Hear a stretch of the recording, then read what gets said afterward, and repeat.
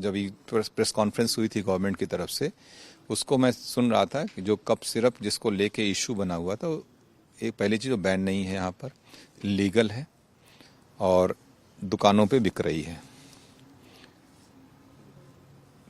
हाँ, मेरी फ़ोटो को लेकर लोग कह रहे थे कि अगर फ़ोटो के आधार पर इतना बखेड़ा समाजवादी पार्टी खड़ा कर रही है, और भाई मेरा तो राजनीतिक दल है नहीं तो मैं भी जगह जगह प्रदर्शन कराता। अखिलेश यादव जी के साथ भी फ़ोटो थी और भी बहुत से लोग, उनके पार्टी के तमाम लोगों के साथ फ़ोटो थी।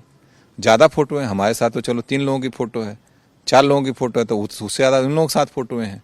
उनका भी हम लोग पूरे हर जिले में हर उससे लेके शुरू करते। मैं तो इंडिविजुअल हूँ यहाँ, अननेसेसरी का मुझे टारगेट कर रहे हो आप। नाजायज़ मुद्दों पे को राजनीति में इतना तूल नहीं देना चाहिए और पूरे प्रदेश की जनता से जाके माफ़ी मांगना चाहिए इनको। इन्होंने पूरा संसद में भी इनके सांसदों ने बोल दिया कि क्या कहते हैं कि बच्चे मरे हैं। बच्चे कहाँ मरे हैं भाई? अगर मरे हैं तो लेके आइए, प्रमाण बताइए, नहीं तो माफ़ी मांगिए। प्रदेश में आप मुखिया रह चुके हैं, इस प्रदेश के मुख्यमंत्री के रूप में आपने काम किया है। कल हो सकता है आपको फिर अवसर मिले, इसलिए थोड़ी आप इस तरीके के हल्का स्टेटमेंट दे देंगे। आप समाज बनाने चले, बिगाड़ने थोड़ी चले हैं आप। और इसमें जो वास्तविक इशू है उस पर आप बात करते, आप पता करते, आप रिसर्च करते। उत्तर प्रदेश के मुख्यमंत्री रहे, तमाम अधिकारी आपके परिचित, आपके साथ काम किए होंगे, उन्हीं लोगों से पूछते यार बताओ यार क्या इशू है, क्या विषय है। कुछ सोशल मीडिया हैंडलरों को, जो बिकने वाले लोग हैं, उनकी बातों को लेके आप उठ के, मैं अखिलेश जी से ऐसी उम्मीद नहीं करता था।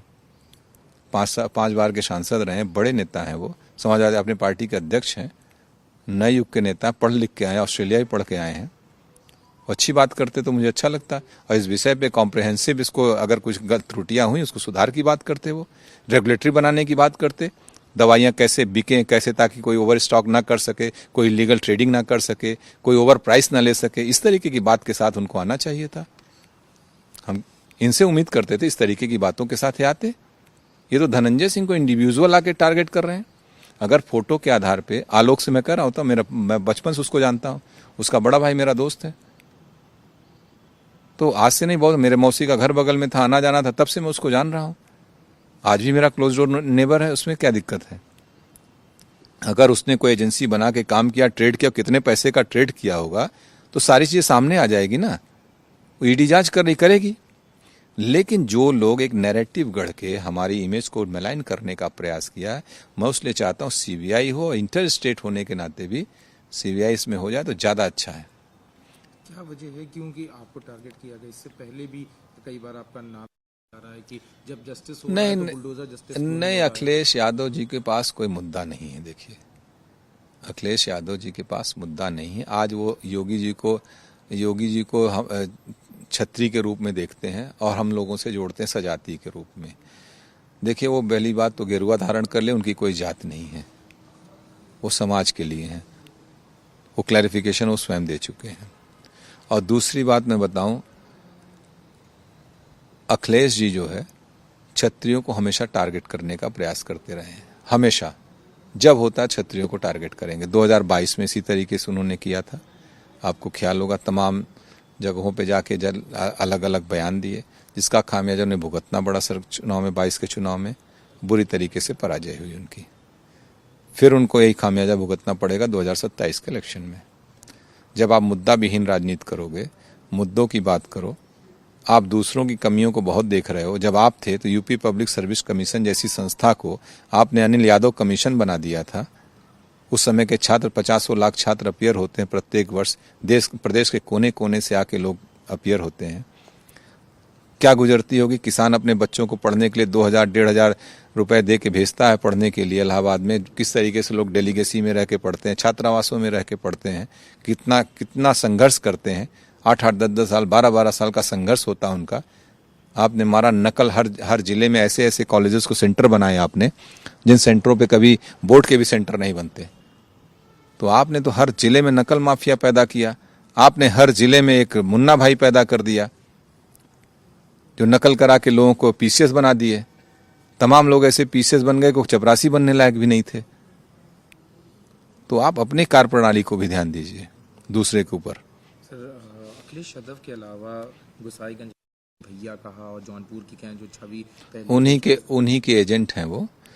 ऐसा है, उनको हम लोग जानते हैं, उनके नाना होते थे और गए थे जौनपुर भाषण दे रहे, सुना मैंने।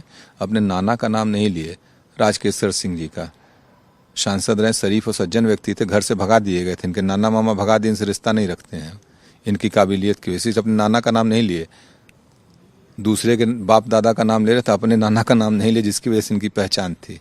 तो यही उनका चरित्र है, जाने दीजिए। वो समाजवादी पार्टी के एजेंट हैं। सरकार जो समाजवादी पार्टी का एजेंडा था, वही एजेंडा वो भारतीय जनता पार्टी में बढ़ा रहे थे, उसको सरकार को बदनाम के द्वारा उसमें सभी तथ्य सामने आएंगे। बिल्कुल आ जाएंगे। ऑलमोस्ट जो क्लैरिफिकेशन है, मैं बता रहा हूँ, इलीगल ट्रेडिंग का मामला है, नो डाउट से मनी लॉन्ड्रिंग हुई होगी, क्योंकि जब ओवर स्टॉक का मामला आ रहा है, इतने लिया गया है, जब इलीगल ट्रेडिंग हुई है तो निश्चित रूप से मनी लॉन्ड्रिंग हुई होगी। तो इसलिए मैंने मांग किया, क्योंकि इंटर स्टेट इशू है ये, इसमें आया झारखंड, बिहार, यूपी, बंगाल, इवन बांग्लादेश। तो हमने कहा कि इसमें जो है कि सीबीआई कर ले और ईडी कर ले। ईडी तो हो गई, ईडी हो गई, मनी लॉन्ड्रिंग का बांग्लादेश से दुबई पैसा गया तो ईडी इन्वॉल्व होगी, ईडी सबको टांग के ले आगे पूछ लेगी।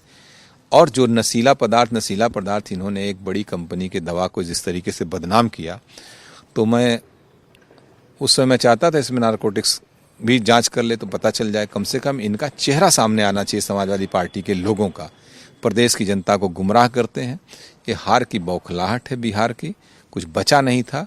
धनंजय सिंह एक बड़ा नाम है, तो उनको लेके अपना राजनीति सीख रहे हैं, और कोई बात नहीं। रिपोर्ट जब आ जाएगी तो क्या उसका डिफेमेशन केस या कुछ ऐसा लीगल? डेफिनेटली डिफेमेशन क्या, हमको पैसे से तो हमारी इज्जत वापस नहीं आनी है, लेकिन माफी मंगवाने के लिए इनसे डिफेमेशन जरूर फाइल करूंगा मैं।